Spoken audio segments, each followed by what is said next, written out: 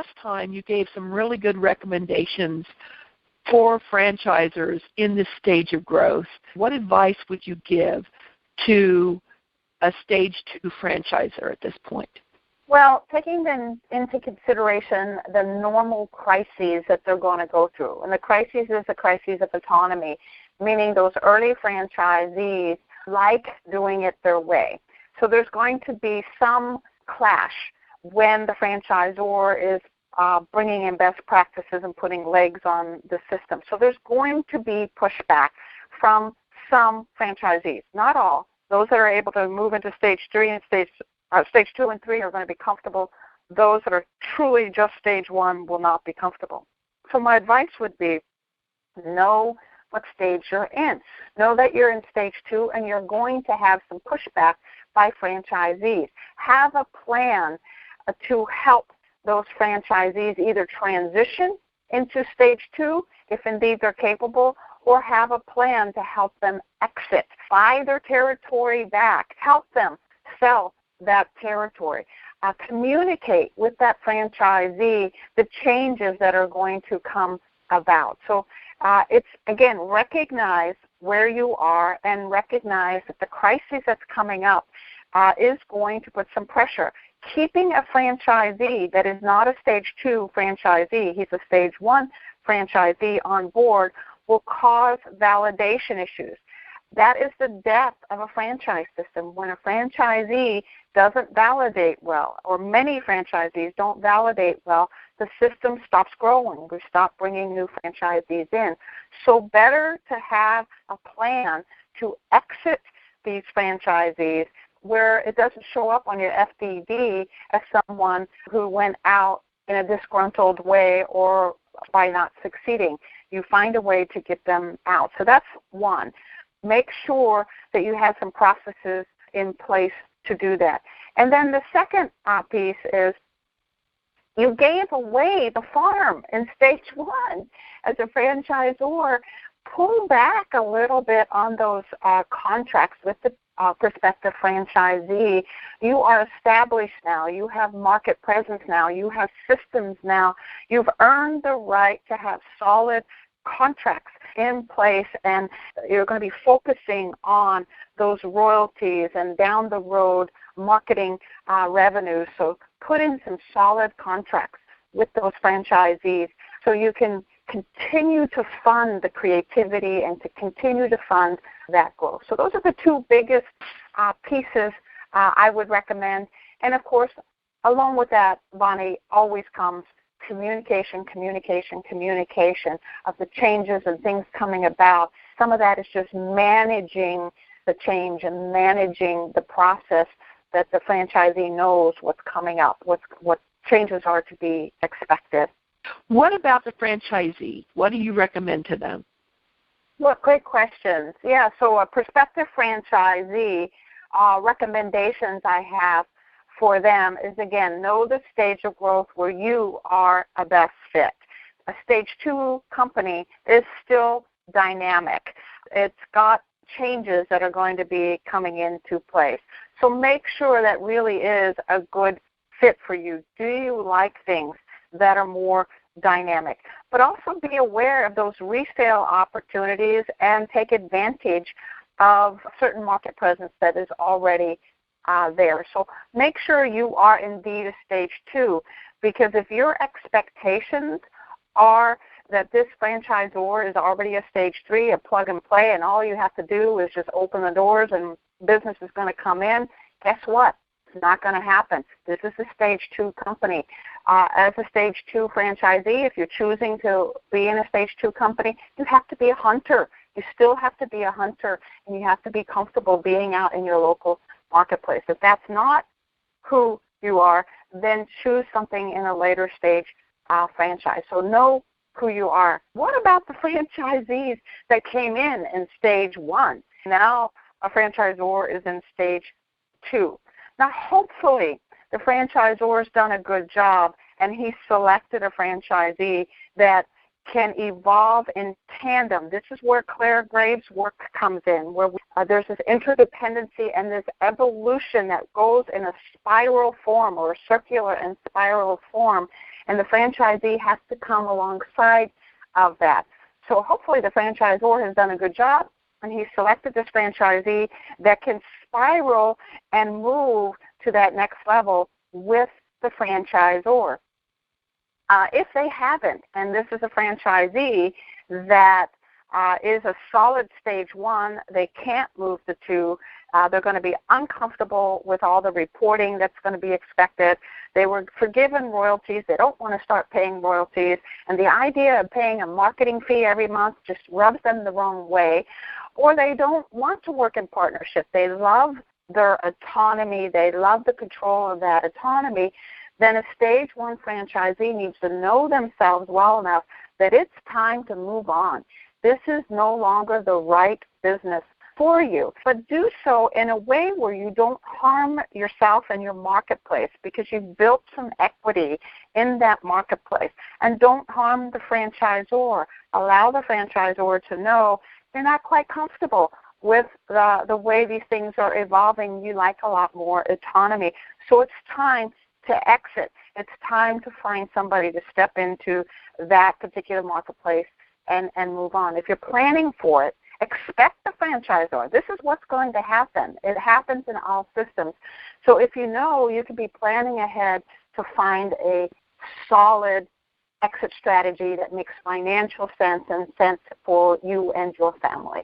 And now we come to brokers. And, brokers are the matchmakers of that industry. And they have now another challenge that says they've been maybe working with this franchise for a while, and it's gone through its stage 1. It's now in stage 2. What do you recommend to brokers at this point in the game? It's kind of the same thing we suggested last week, Bonnie, is know the franchise system. Know what stage of growth they're in and where they're evolving to. Know that franchisee inside and out in terms of their stage of growth. Match them up where the two are going to grow in tandem. Be extremely cautious with a stage 1 franchisee in a stage 2 system if they're not capable. So don't plug someone into a system if it's behind. Always forward. So if you have someone that scores as a stage 2 and stage 3, that works. This is a stage 2 company. They're going to fit perfectly. They're going to evolve perfectly into stage 1. If they're scoring as a stage 1 and they're not scoring as a stage 2, move them to a different business. Show them a business that's in stage 1. So what you want as a franchise broker is to make a solid match where that franchisee ramps up well, validates well, is satisfied and content, and of course is successful. And one of the ways to guarantee that and to put your franchisee on the right course is, of course, to understand what stage of growth this franchisee is going to fit the best at. The second thing I would offer brokers is give your prospective franchisee the data that they need. If you're going to show a stage 2 company to a prospective franchisee, be honest. Let that prospective franchisee know there may be some validation issues because those early franchisees like their autonomy and they're now having to report and do things they don't want to do. Let the prospective franchisee know that the system is dynamic and there may be some resale opportunities. So don't sugarcoat things for your prospective franchisee, but show them the opportunities and show them why these opportunities lie. It's kind of the anytime there's a crisis or a problem, there's usually a solution and there's a benefit that comes out of it. So you can spin things in that way, and most of our brokers are very, very good at doing just that. So for a franchisor, having a broker that is on the ball can be a really key part of their success. Right. It's different. It's different to hear from a broker who is acting as an advisor and an educator coming alongside a prospective franchisee. It's different when the prospective franchisee hears from him or her listen, I'm going to show you this company. It's an excellent company. It has a wonderful future. They're a stage 2 company, which means the concept originator is a visionary, extremely creative, going to always come out with great products and services, and is always paying attention to the competition and creating a market niche in this business. But it also means that they're still dynamic, and there are some challenges with it. And let me tell you what those challenges are. So hearing from the broker that is different than hearing from a franchise development member of that franchisor who's trying to explain why this particular franchisee at that location is unhappy. Because he's only unhappy because he's not wanting to report, or he wants more autonomy. It's a different it has a different weight when it comes from a broker than when it comes from in-house. So it's a wonderful partnership between the broker and the franchisor, especially in stage 2. But the ideal is for a broker to be able to have some way of telling if the person that they are dealing with is a stage 1 or a stage 2, a stage 3. And the one tool that will allow them to do that is the Zoracle profile assessment. Correct. The Zoracle profile, the SpotOn profile, lets our franchisors, our prospective franchisees, and the brokers know very quickly that this is an individual that does or does not fit in a stage 2 business. It lets them know what stage of business is the best fit for them so they can make informed decisions. In my marketing career, one of the most important things for me is to have good tools. And I think it's the same with any craftsman or anybody owning a business. Having good tools that allow you to do your business more effectively is really, really important.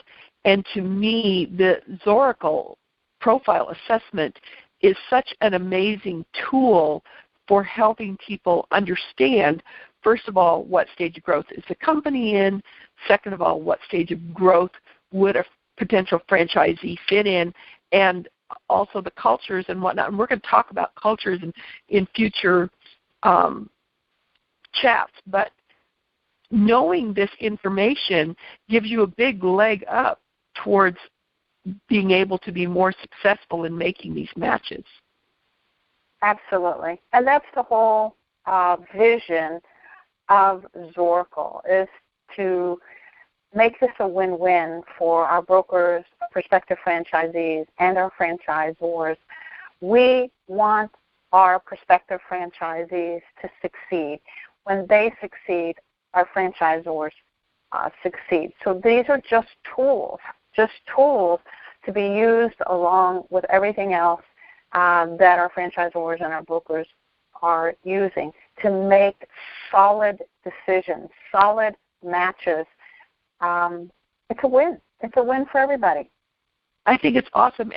And they have the opportunity to, if they're a broker or a franchisor or a potential franchisee, they have the ability to go on to zoracleprofiles.com and either take the assessment, and we do suggest that regardless of which part they're coming from, whether they're a franchisor, a broker, or a potential franchisee, to go ahead and take the assessment. It doesn't cost anything, and it's very enlightening to see all the information that's provided that comes out of taking this assessment. The report is amazing in the detail. And then secondly, for brokers or franchisors to go ahead and do the free trial. Try it out for yourself and see how much it helps and what amazing difference it makes in being able to make good matches with the people who want to become a franchisee, with the people who want to find a great franchisee for their business. And I think that is just so awesome. So next week, we're going to talk about stage 3 of growth. And what is that called again? It's called plug and play. Plug and play. I love plug and play. That's awesome. And we'll see you next week with a new edition of SpotOn Chat.